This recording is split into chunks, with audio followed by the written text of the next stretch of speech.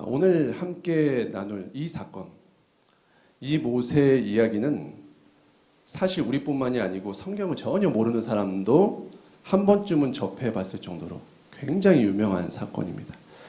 뭐 10개 같은 영화나 디즈니 이집트 왕자 애니메이션 등으로 너무나도 친숙한 인물이 모세고, 그 중에서도 가장 스펙터클하고 기억에 남는 장면을 하나 꼽으라 한다면 단연코 이 사건을 꼽지 않을 수 없기 때문입니다. 그런데 이 사건을 보실 때, 그리고 읽으실 때 성도님들이 어떤 것들을 주목해서 보셨는지가 궁금합니다. 홍해를 가르시는 하나님의 엄청난 능력, 그 스펙터클한 능력, 이것을 보셨습니까? 아니면 그 놀라운 일을 행하는 위대한 영적 지도자 모세의 모습을 바라보셨습니까? 저는 그런 것보다 오늘 이 홍해 사건이 일어나기 바로 앞부분의 내용을 좀 살펴보면서 이 홍해 사건이 우리에게 주는 의미를 재조명해 보고자 합니다. 본문을 보시면 이미 잘 아시는 내용이겠지만 이스라엘 백성들이 커다란 위기에 직면했습니다. 그렇죠? 그리고 사면 초가에 놓인 백성들이 첫 반응이 무엇이었습니까? 하나님을 원망하는 것이었습니다. 그렇죠? 불평을 쏟아냈고 원망을 쏟아내는 것이었습니다. 그런데 이 이스라엘 백성들, 하나님의 능력을 경험하지 못한 사람들이었나요? 이미 불과 바로 며칠 전까지 10가지 재앙을 통해서 하나님의 영광과 은혜를 수도 없이 목격했던, 체험했던 사람들이 바로 오늘 본문 이 이스라엘 백성들이었죠. 그들이 그 하나님을 보고 경험했기 때문에 담대하게 광야로 걸음을 옮긴 것 아닙니까? 그런데 거기까지는 참 좋았는데 또다시 찾아온 위기 앞에서 백성들, 그동안 그렇게 많이 경험했던 하나님의 그 놀라운 능력과 은혜를 다시 까맣게 잊어버리고 있다는 것이죠. 이 모습을 보고 있으면 참 답답하죠. 그렇죠? 도대체 뭐 하는 건가?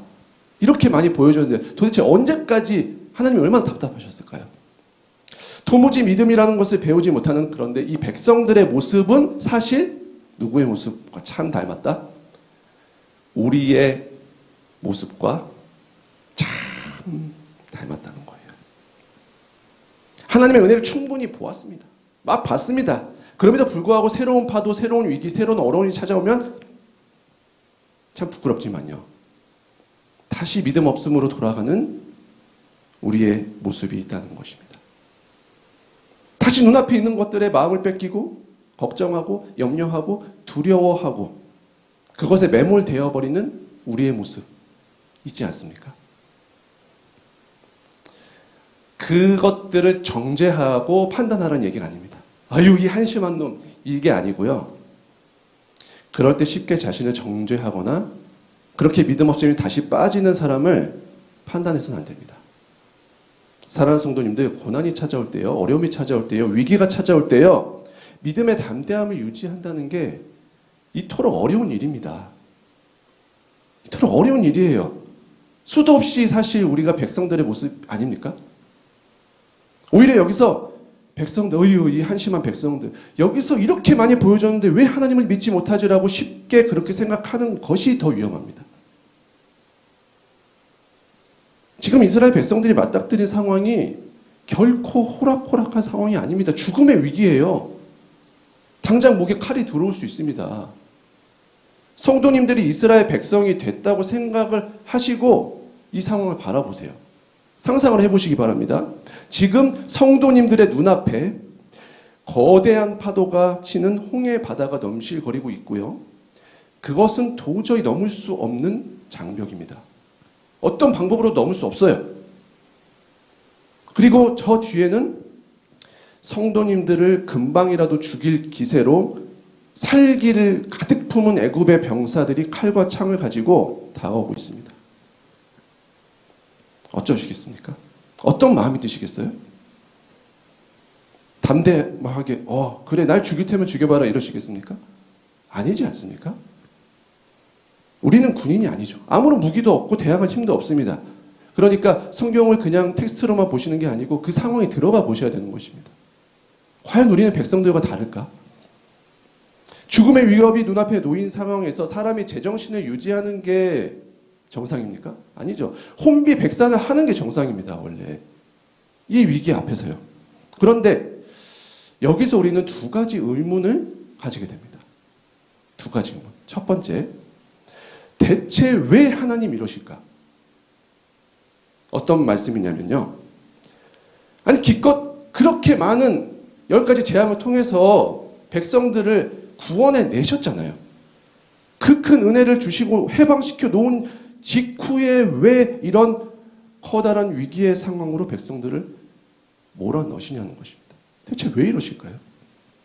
왜 이런 잔인한 사면 초가의 상황을 허락하셨냐는 것입니다. 목숨이 경각에 달리는 현실을 왜 마주하게 하실까요? 왜? 왜 이러실까요? 성도님들, 이 상황이 지금 백성들이 선택한 상황입니까? 아닙니다. 하나님이 정확한 의도를 가지고 이 자리에 백성들을 위치시키셨습니다. 오늘 그 본문을 읽은 것입니다. 오늘 본문 앞부분 14장 1절부터 4절 말씀을 읽으셨듯이 하나님은 이스라엘을 이쪽으로 행진하라고 모세한테 명령하셨습니다. 그래서 이런 상황이 되실 것을 아셨고 모세는 주님이 시키시는 대로 했고 그래서 지금 이 위기 상황이 되었습니다. 1절 2절 말씀 한번 띄워주시겠습니까?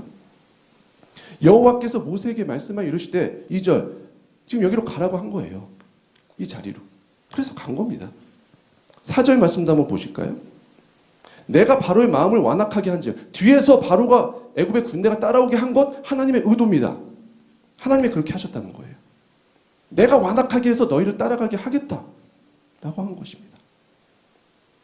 그렇다면 도대체 왜 주님은 출애굽이라는 놀라운 은혜의 바로 다음에 이런 엄청난 시험의 순간 목숨의 위기를 맞게 하는 이 엄청난 시험의 순간을 도대체 자신의 백성들에게 왜 예비하시냐는 것입니다. 왜 이러셨을까요? 두 번째 질문. 당장 목에 칼이 들어오는 일촉즉발 사면 초가의 상황에서 백성들의 반응이 일반적인 것인데 도대체 모세는 어떻게 이런 담대한 믿음의 고백을 도대체 할 수 있냐는 것입니다. 그냥 모세가 모세한 것일까요? 위대한 지도자니까 모세니까 이렇게 생각하신다면 이미 도구마에 빠지신 것입니다. 모세는 우리와 같은 성정을 가진 사람입니다. 똑같은 인간입니다. 그도 백성들이나 우리와 동일하게 두려움에 사로잡히는 존재입니다. 그럼 대체 다른 백성들과 모세의 차이가 무엇이며 우리와 모세의 차이가 도대체 무엇이냐는 것입니다. 저는 오늘 성도님들께 이 두 가지 질문에 대해서 하나님의 메시지를 함께 나누고자 합니다. 먼저 첫 번째 질문에 대한 말씀의 메시지입니다. 하나님은 도대체 왜 백성들에게 이렇게 하셨을까요? 잘 들어주십시오. 오직 믿는 자에게 시험은 감당할 만한 것이 된다는 거예요. 오직 믿는 자에게 시험은 감당할 만한 것이 된다는 것입니다. 자, 당장은 지금 이해가 안 되실 것입니다.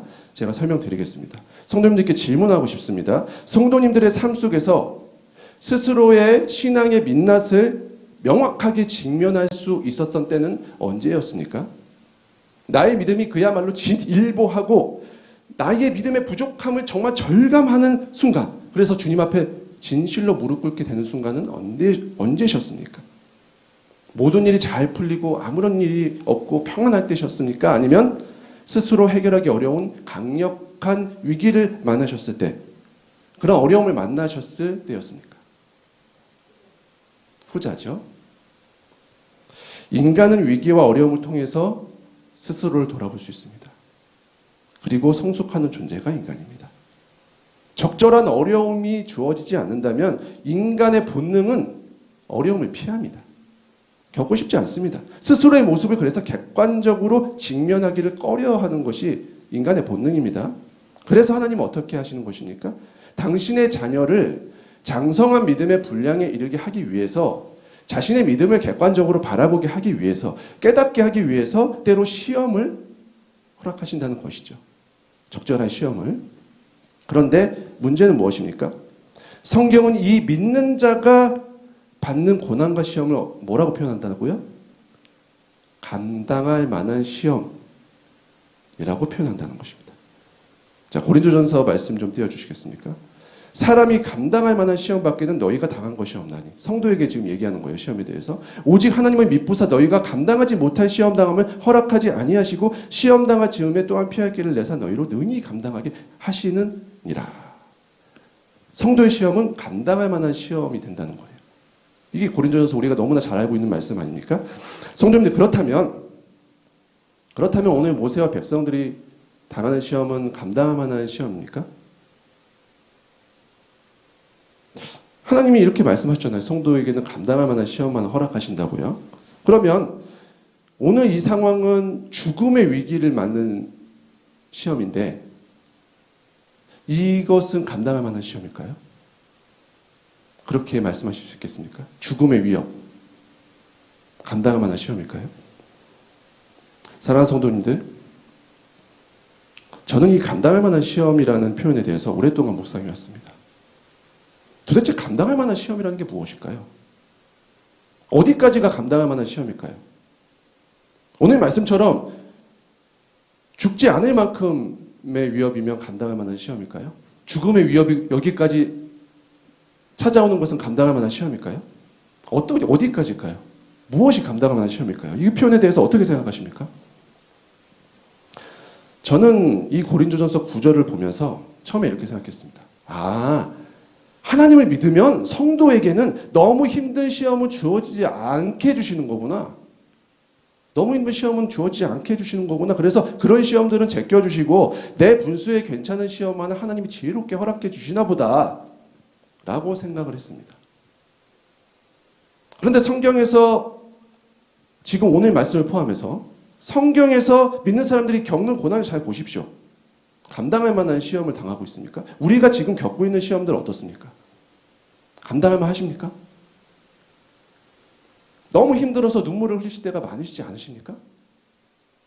너무나 가슴을 치고 힘들 때가 많지 않으셨습니까? 시험 당할 때마다? 정말 죽을 만큼 힘들 적이 있으시지 않았습니까? 시험 당할 때.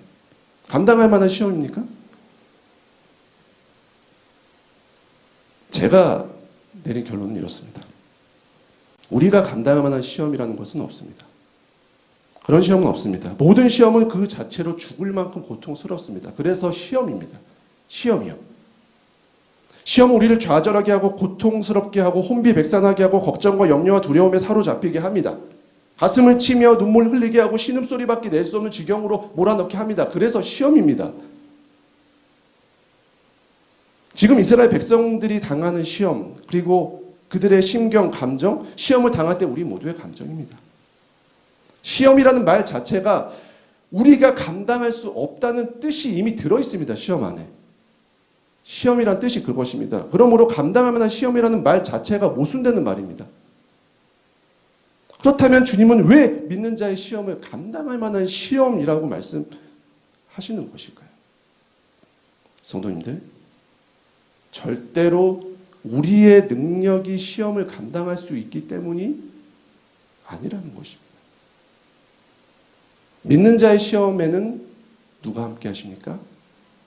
우리 주님이 함께 하시기 때문이에요. 우리가 시험을 감당할 수 있는 게 아닙니다. 우리의 분수에 맞게 시험을 주시는 게 아닙니다. 하나님이 우리의 시험에 함께 하시기 때문에 감당할 만하게 되는 것입니다. 자신의 능력을 해서 훨씬 뛰어넘는 시험을 만날 때 믿음으로 하나님을 붙들라는 이야기입니다. 그러면 피할 길을 주님이 내어주시는 것입니다. 우리가 하는 게 아닙니다. 오늘 홍해가 갈라지는 사건, 백성들이 갈랐습니까? 모세가 갈랐나요? 하나님이 하시지 않았습니까? 오직 주 예수를 의지하는 자만이 감당할 만한 시험의 은혜를 누릴 줄로 믿습니다. 그리고 그 시험이 감당할 만하게 될 때에 그 사람은 장성한 믿음의 분량으로 성장하게 되는 것입니다. 그래서 예수를 의지하는 사람은 그 시험은요, 세상 그 무엇과도 바꿀 수 없는 담대한 믿음을 얻는 보약이 되는 것입니다. 세상 사람들에게 시험은 그냥 시험입니다. 망하는 길입니다. 안 좋은 거예요. 하지만 우리에게 다가오는 시험은 주님이 함께 하시기 때문에 비로소 감당할 만한 시험이요, 세상을 이기는 시험이요, 장성한 믿음의 분량을 이루는 은혜의 통로가 된다는 것입니다. 13절 말씀을 보시면요. 띄워주시겠습니까? 지금 이 사건 앞에서 누구만 하나님을 보고 있습니까? 오직 모세만 하나님을 보고 있습니다. 모세도 두려웠지만 그가 이렇게 말할 수 있었던 원동력은 그가 하나님을 봤기 때문입니다. 눈을 들어서 하나님을 봤기 때문입니다. 홍해를 보지 않고 뒤에 있는 애국 병사들을 보지 않고 하나님을 바라봤습니다.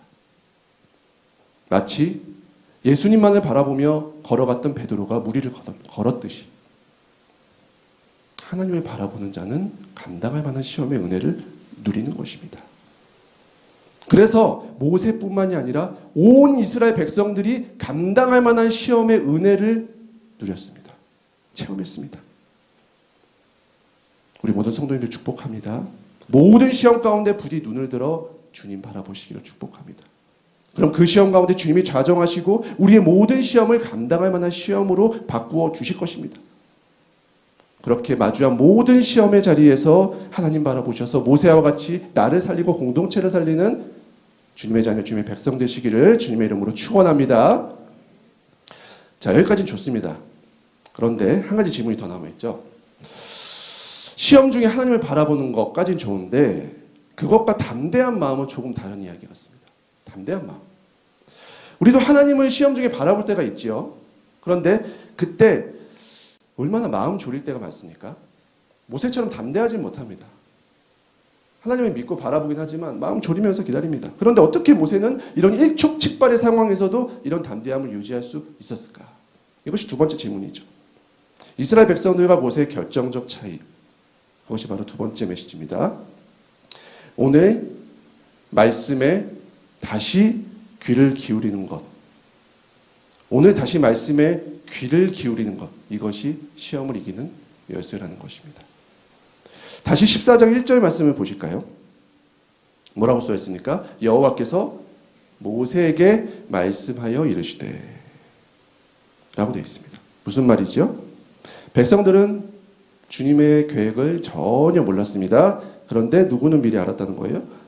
모세는 미리 알았다는 것입니다. 하나님의 뜻을 다 알고 있었습니다. 모세는. 그래서 이렇게 말할 수 있었습니다. 모세는 언제나 하나님 앞에 엎드려서 주님의 뜻을 구할 줄 아는 사람이었고 그래서 모세는 앞으로 벌어질 하나님의 모든 계획을 아는 사람이 되었습니다. 저는 그래서 모세의 위대함의 비밀을 엎드리는 신앙이라고 표현합니다. 모든 상황 앞에서 하나님 앞에 엎드리는, 언제라도 그래서 하나님과 교통하는 사람이 모세였습니다. 다시 오늘 하나님의 말씀에 귀를 기울일 줄 아는 사람이 모세였다는 것입니다. 모세만 열재앙을 본 게 아닙니다. 백성들도 다 봤습니다. 하나님께 수많은 믿음의 증거들을 봤다고 해도 중요한 것은 오늘 다시 그 사건 앞에서 하나님을 만나는 것입니다. 그 사건 앞에서 하나님의 뜻을 아는 것입니다. 그것이 중요합니다. 오늘 우리에게 주신 하나님의 말씀을 받는 사람이 오늘 임하시는 주님의 뜻을 알 수 있습니다. 그리고 오늘 그 말씀 붙들고 나아갈 때 우리는 그 말씀의 능력을 체험할 수 있다는 것입니다. 모세는 오늘 이 위기가 주님의 뜻임을 알고 있었습니다. 오늘 이것을 통하여 이스라엘 온 백성을 가르치시기 원하신다는 것을 알고 있었습니다. 오늘 주님의 말씀을 받고 알았기 때문이었습니다. 13절 14절 말씀을 보시면 그래서 모세는 이렇게 담대하게 고백합니다. 가만히 있어서 여호와께서 오늘 너희를 위하여 행하시는 구원을 보라. 모세가 성난 민심을 다스리기 위해서 지금 공수표를 날리고 있는 것이 아닙니다. 모세가 이렇게 말할 수 있었던 것은 먼저 하나님의 말씀을 붙들 수 있었기 때문이었다는 것입니다. 사랑하는 성도님들, 위기가 찾아오실 때 눈을 들어 주님을 바라보실 수 있기를 축복합니다. 오늘 하나님의 말씀에 그 사건 앞에서 다시 귀를 기울이십시오. 위기 속에 눈을 들어 주를 의지하시고 말씀을 붙들고 주님의 뜻을 알아 말씀대로 이루어지는 말씀대로 열려져 가는 우리의 삶이 되기를 간절히 바랍니다. 그리하여서 말씀 따라 살아가는 강하고 담대한 주의 나라 주의 백성들 되시기를, 그런 2023년에 한 걸음 한 걸음이 되시기를 주님의 이름으로 간절히 축원합니다.